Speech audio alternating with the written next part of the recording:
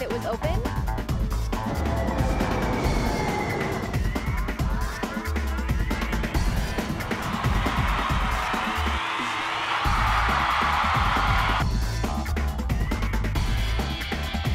The ASU's presenter's office.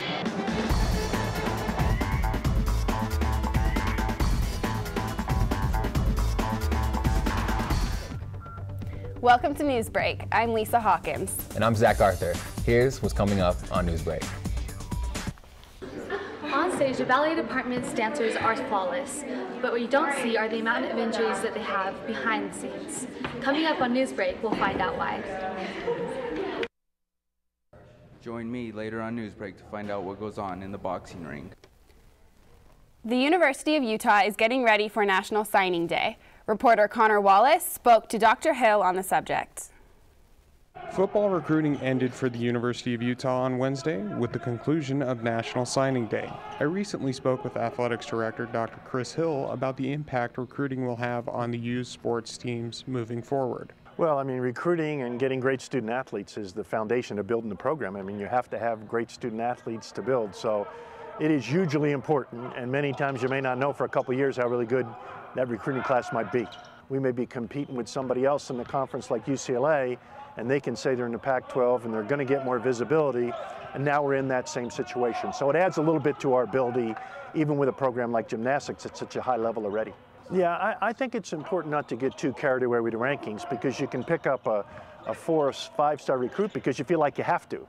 You know, we were laughing the other day and we were thinking about some of our greatest players, and you know, their stars weren't there. I mean, you're talking about Luther Ellis, who played in the pros for a long time, Stevie Smith, who's active, Eric Weddle, obviously, Alex Smith. I mean, all those people were not on the radar as 4 or 5-star recruits. You need to go after that group, but you also have to need to look at what you need in your program and not get carried away about recruiting somebody just because everybody else is. We're building our program. We're going through some growing pains because we're going from one league that had a different pool of people maybe we can get in on, and now we can recruit, and hopefully in the next year or two we're going to see the fruits of our labor as we grow into the Pac-12. The other thing about the Pac-12 is day in and day out the competition is extremely high level. I mean, you look at just some of the non-revenue sports, or you look this year at almost every sport, and there are many, many top 25 teams. I think at one point in football there were 6 of the 12 teams ranked in the top 25. But what we can sell is our city. We can sell the university itself, and our facilities now in many ways are better than other schools in our league. Reporting for Newsbreak, I'm Connor Wallace. In other news, with the talk of gun control on the rise, what has the University of Utah done to make our campus more safe? Here's Lorian Harker to report the changes being implemented. Many families and citizens across America have been affected by the use of firearms this year. Communications Director for the University of Utah, Keith Sterling, says the U's campus police are active and are working hard to prevent a shooting on campus from happening. The University of Utah is unique in the fact that concealed weapons are allowed on campus. But since the shootings in Newtown, Aurora, and now Lone Star College in Texas, some may be wondering how this affects campus security. There are folks that are concerned about that there are weapons on campus, but we have, procedures in place. Obviously, if there's concern raised among students or faculty about a weapon or somebody carrying a weapon, that we would address those. But it's really a case-by-case basis, and that's why we have a very strong police force on campus that patrol regularly to make sure the campus is as safe as it can be. The U's information officer, Garth Smith, was unavailable for comment, saying he is not allowed to discuss firearms during Utah's legislative session. This is Lorian Harker reporting for Newsbreak. The university is taking great strides to make all students feel equal while living on campus. Lindsay Wilbur has more. A new housing option at the University of Utah helps to make the campus more accepting than ever. After being rated top 25 LGBTQ-friendly universities in the nation, the University of Utah has decided to open up the Alliance House to a gender-neutral housing option for students. So a lot of students that do identify as genderqueer aren't necessarily they're not always accepted by people of their gender or of the other genders, and as such, they are looking for a place where they feel accepted, comfortable, safe, and loved. And if they can't find that in, I guess, traditional housing, then they can get it now at the gender-neutral housing. So it's a place where really they can feel accepted and where they can bond with each other. And even though it's, I guess, putting them in their own separate area, it's putting them in a place that is safer and a much more positive environment.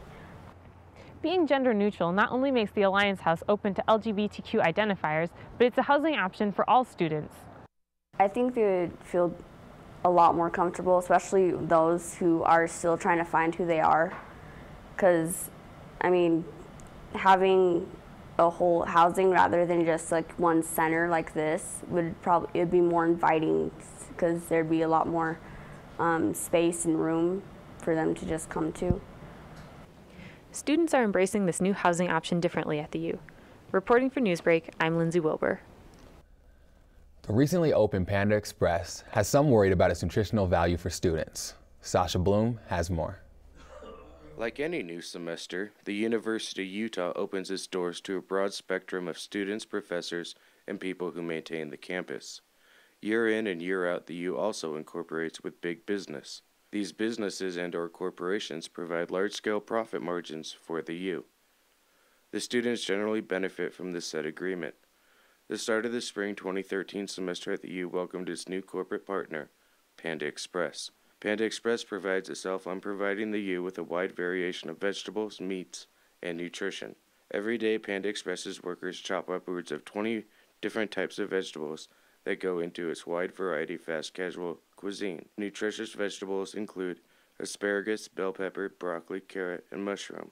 Panda Express's nutritional food index suggests those students who eat a meal at Panda Express will digest their maximum daily value of sodium, half their daily fat intake, and a substantial amount of sugar in one meal. Joan Benson, a professor of health and nutrition, said, There are a lot of good entrees that they offer. They're called the Walk Smart entrees, and those are generally lower than 250 calories, and some of them have moderate sodium intakes. But what really is problematic with Panda Express is the rice and the noodles, the base upon which these meals are constructed, because the chow mein noodles and the fried rice both have about 500 calories per serving and about 1,000 milligrams of sodium. So if you have that, and on top of it you put even a Walk Smart entree like black pepper chicken, you're still going to have about 2,300 milligrams of sodium, which is the top limit of sodium intake for the whole day. For people who want to eat at Panda Express and have concern for their caloric fat and sodium intake, Panda Express promises it will prepare a no-salt, minimally based soybean oil vegetable cuisine that can be accommodated with steamed rice, should one desire. With Newsbreak, I'm Sasha Bloom. And coming up, see why many LDS high school students are deferring their enrollment for college until after they serve a 2-year mission, rather than attending school in the fall.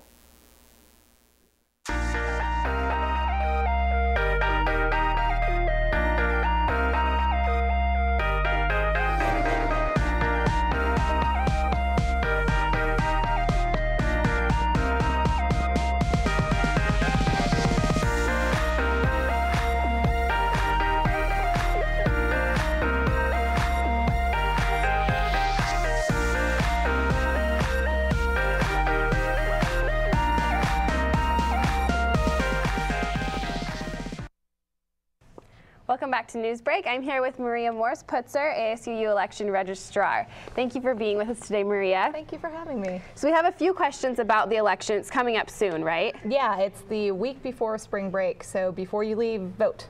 Okay, when do campaigns start? Campaigns, the first you'll hear from them is February 18th, which is President's Day, a Monday. So there's a lot of regulations around the campaign, am I right? Why are there so many regulations? Well, a lot of them have developed in order to try to keep the playing field fair for everyone. We want to make sure that, you know, it's not a matter of who can raise the most money, that person gets elected. We want to make sure that everybody has a fair shot and everybody gets their voice heard. Plus, if we have more parties, more ideas, the better ideas kind of float to the top and we get better ideas for the university and ASU. Why should students care about these elections? Do you usually have a big student turnout? We don't, which kind of sucks. I mean, the embarrassing statistic is last year, this year's homecoming, we got more votes than last year's student body election. So why is it important for students to be involved? Well, one of the things that students don't know about is that ASU handles a tremendous amount of money. Last year, the Senate and the Assembly allocated over $400,000 to student groups alone. Yeah. And the president actually has a lot to do with where that money goes, and they're also the voice for students on a lot of different committees on campus. So they're representing students to people in the administration who can actually make decisions about student policy. And it's really important that people have a say in that, because it's a tremendous amount of money, and you want to make sure that your voice is actually being heard. Right. When these campaigns come around, what events can students be involved in if they're not part of a party and they're not part of a campaign? How can they be involved in the election process? Well, we actually would love to have volunteers, kind of elections monitors per se. One of the big days coming up is posting day, which is February 23rd. That's the day where all the parties and all the campaigns get to put up their posters. So everybody kind of meets up at the Union at 9, and then you wave a flag, starting line, and everybody runs across campus to put up their posters in all their locations. So we need people to make sure posters go up in the right locations and there are not too many posters per building. So volunteers in that way. We also have, we also have a couple of debates coming up where people can go and see the parties debating about what ideas are going to be best for campus and what ideas they can actually hope to achieve during their term. Students, remember to vote March 4th through the 7th. Stay tuned to the ASUU website for events that you can go to and be involved during the campaign. And stay tuned to Newsbreak for your update on the ASUU elections of 2013. Thank you so much, Maria, and back to you, Zach. Here at the university, the dance department has encountered numerous injuries. Kimmy Rasmussen has more on the issue. Ballet is a unique major at the U in which students study the art academically and practice it like a sport. Alongside topics such as music and anatomy that are studied in a typical lecture-style classroom, ballet majors spend a minimum of 2 hours a day dancing. Many dancers, however, exceed 2 hours. I feel the floors completely. Like when I first came here, I remember feeling like my shins and my knees, just every joint kind of feel like a different pain. And I've noticed a lot of injuries. I remember freshman year, like everyone was out. The studio floors get danced on 8 hours a day, said the department's technical directors, who support teachers' speculation that students' bodies are responding to the wear of the current floors. I'm here at the Marriott Center for Dance. More than 10% of the dancers are injured. After a failed attempt last year to replace the dance floors, faculty members speculate that the old dance floors are adding to the dancers' injuries. I think our floors are old, and I think they've gotten hard over the years. So I think they still have some give in them because you see them give underneath the dancer. But I have to wonder if 25-year-old floors that were only meant to be about 10 to 15 years before getting a refurbishment is a good idea. And so we are rapidly trying to get the process started to get new floors put in for the safety of the dancers, the teachers, everybody who uses the building. Maggie Wright-Tesh is a former principal dancer from Ballet West who now teaches ballet at the U and is among faculty members who feel that new floors are needed to combat the frequency of injuries among students. There have been big changes on and off campus. Alex Rasmussen has the story on the changes in the LDS Church and how they affect the university. Last October, the Church of Jesus Christ of Latter-day Saints made a groundbreaking change in their missionary age policy, lowering the ability age of men to 18 and women to 19. Already, the church has seen a 471% increase in missionary applications, jumping from about 700 a week to about 4,000. Many of the applications come from students enrolled or applying to the University of Utah, which is estimated to have 50 to 60% of its student body LDS. Senior Dane Jensen at Olympus High School believes part of the increase in applications is because LDS students want to feel more prepared for life. First year in college, it's more of a party year and you don't get much done. I hear a lot of people, their grades just drop, and then once they go on their mission, they finally pull it together. Although the University of Utah doesn't expect to see a number of decline of students in the fall, there does seem to be a number of students deferring their enrollment until after they serve their 2-year LDS mission. For Newsbreak, this is Alex Rasmussen.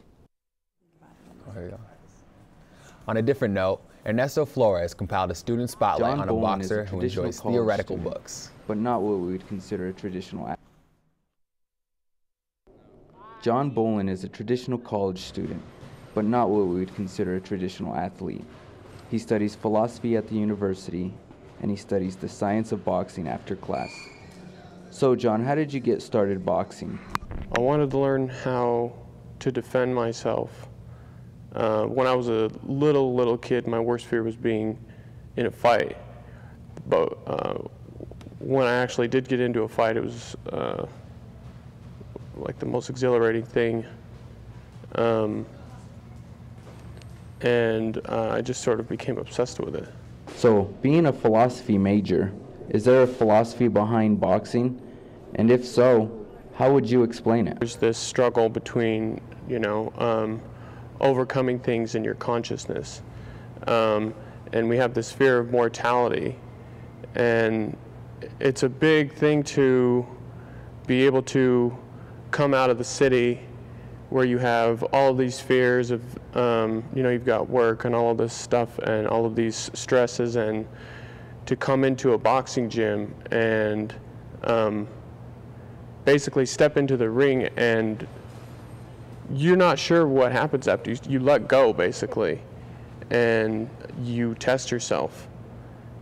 And it's part of this this idea of anything can happen, but you can bring your consciousness of your actual physical capabilities to a different level.